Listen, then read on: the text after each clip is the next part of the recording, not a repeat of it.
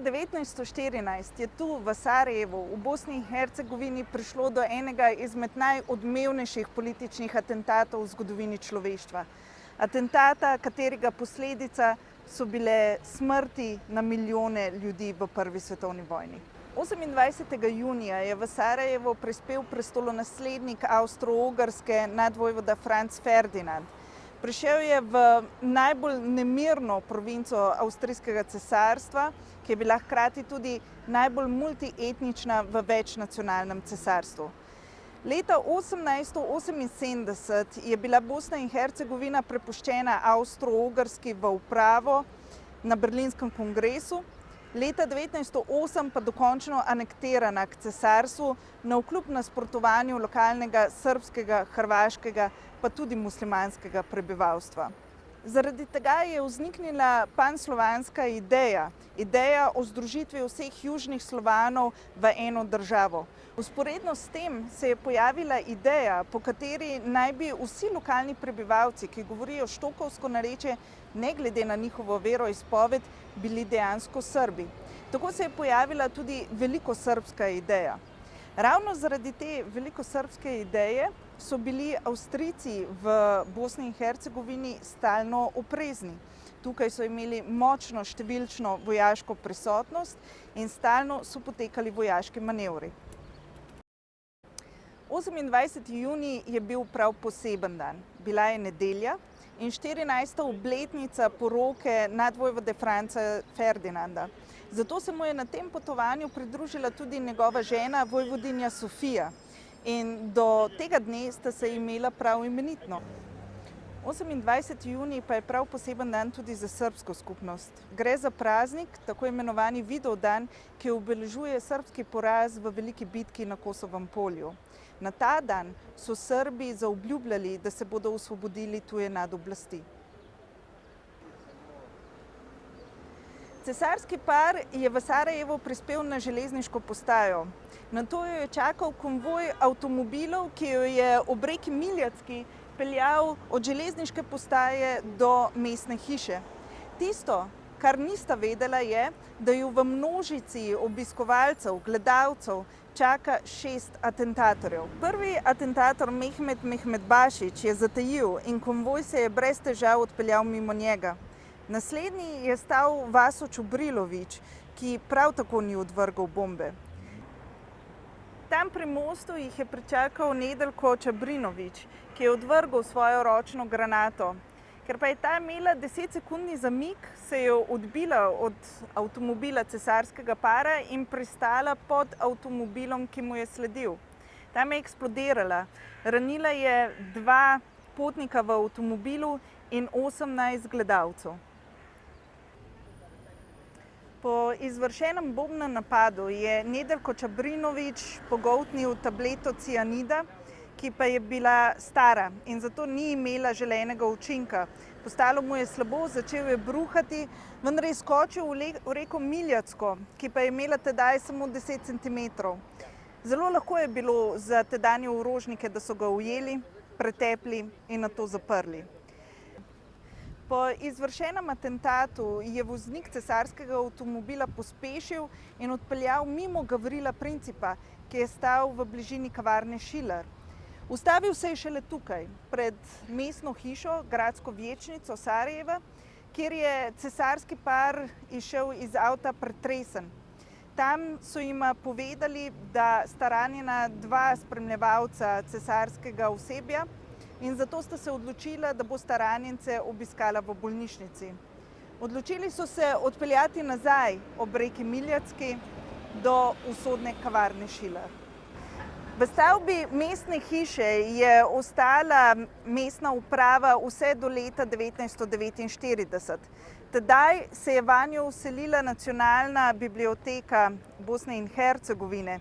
Tu so hranili dragocene inkunabule in druge rokopise, katerih duplikatov ni bilo nikjer drugje. No, v zadnjih balkanskih vojnah leta 1992 je bila v celoti porušena, njen inventar v celoti uničen. Obnovljena je bila dokončno šele leta 2014. Od tedaj naprej je v njej tako nacionalna knjižnica kot tudi mestna uprava. Od mestne hiše se je konvoj začel premikati nazaj ob reki Miljacki, torej po poti, na kateri so že doživeli en atentat. Vendar je prišlo do šuma v komunikaciji. Voznika cesarskega avtomobila nihče ni obvestil o spremembi poti do bolnišnice. Zato je po prvotnem planu zavil ob kavarni Schiller proti središču mesta. Tukaj je cesarski par opazil Gavrilo Princip, ki je še naprej stal pred kavarno Schiller. Avtomobil cesarski se je tu ustavil, vozniku so zaukazali, da mora zapeljati nazaj in nadaljevati pot ob reki Miljacki. Vendar je Gavrilo Princip izkoristil trenutek. Iz žepa je potegnil pištolo in iz tega mesta na razdalji 1,5 metra najprej usmeril pištolo v prestolonaslednika in ga ranil smrtno v predel vratu, nato pa še v njegovo ženo, vojvodinjo Sofijo, ki jo je ustrelil v predel trebuha. Oba sta umrla, še preden so prispeli do bolnišnice.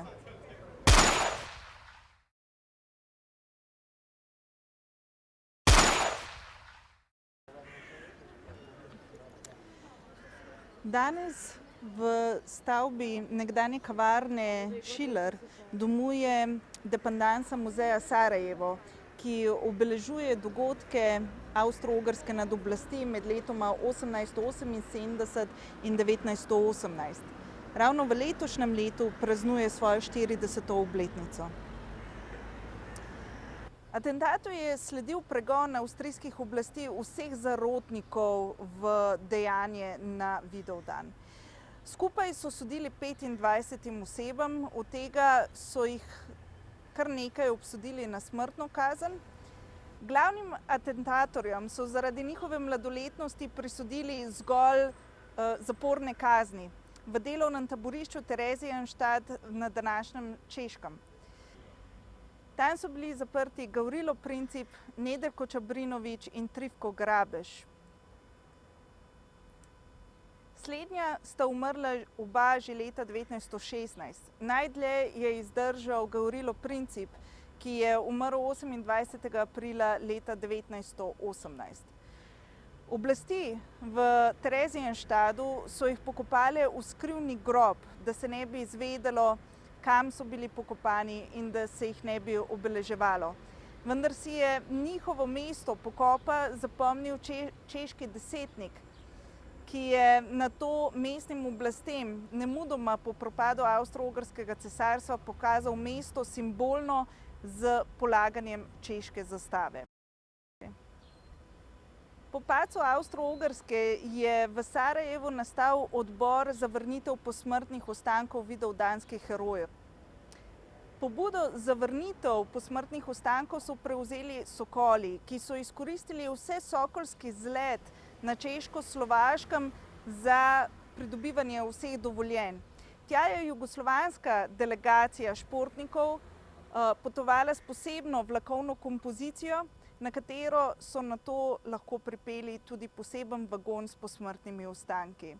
Ob odhodu posmrtnih ostankov iz Theresienstadta so tamkajšnje oblasti naredile veliko komemoracijo, na kateri so lokalni oblastniki govorili o velikem pomenu vidovdanskih herojev za samostojnost češko-slovaške države.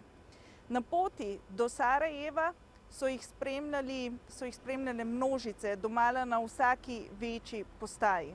Ko so prišli v Sarajevo, je prav tako tukaj potekala velika komemoracija, ki se je pomikala skozi mesto in se ustavljala na vseh pomembnejših točkah, ki so pripeljali do atentata na Franca Ferdinanda. Pokopali so jih tukaj, na Koševu, v skupno grobnico, ki je bila seveda označena. 19 let kasneje, leta 1939, pa je nastala še ta kapelica nad angelov Georgija in Gavrila, kjer je danes mavzolej in v njih ostanki vseh atentatorjev na prestolonaslednika.